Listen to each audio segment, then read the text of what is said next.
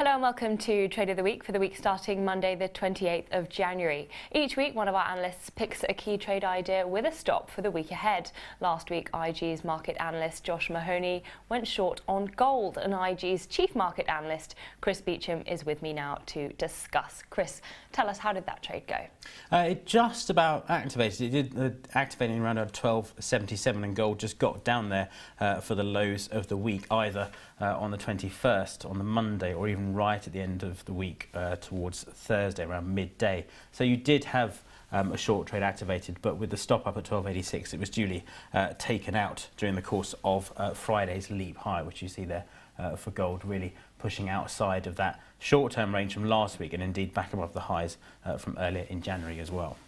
Now, this week you're swapping to the US equity market, in particular the tech-heavy Nasdaq. Of course, this has been a very good month for US stocks after that very challenging end to 2018. It has, and even if this is perhaps a longer-term bear market, you do see these kind of dramatic rallies. Arguably, everything was too heavily oversold at the end of December, and you got an unexpected bounce back. But last week, you can see during the course of Tuesday, Wednesday, and Thursday, we tested this 50-day moving average around the 65.84. This is the Nasdaq 100, and then we found buyers again. So what could have been perhaps a lower high then turned into more of a consolidation phase, which you would expect again after that kind of bounce back. The market has to digest those gains, and it looks like, on best evidence, that we're pushing higher. So if we switch to that hourly chart here, you can see Nasdaq hit a high for the week on Friday around 6,800, has pulled back since then, but is creating a new higher low. So we're looking for a long trade from around about these levels, assuming, of course, that this uptrend continues. And where would you put the stop?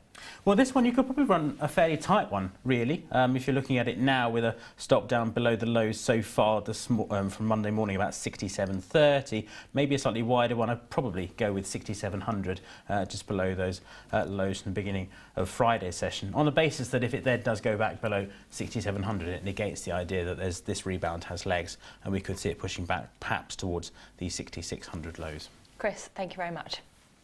That was Chris Beauchamp, IG's chief market analyst, talking us through his trade for the week starting Monday the 28th of January. Thank you so much for watching IGTV. I'm Victoria Scholar, and we will see you very soon. It was a torrid 2018 for emerging markets, amid a strengthening US dollar and global trade tensions. So, with valuations now looking more attractive, how does that weigh up against the fears of a slowdown in China? I'll be posing questions like these to our panel of EM experts. The guests include Gavin Sirkin, founder and managing editor of Frontier Funds Media and Intelligence, and Paul McNamara, investment director at GAM Investments. Our aim? To uncover the best investment opportunities from equities to forex within the EM complex. So don't miss our show and find out what are the emerging markets to watch in 2019. We'll be streaming live across IG.com, YouTube, Twitter and Facebook. So join the debate and ask your questions using #IGEMChat.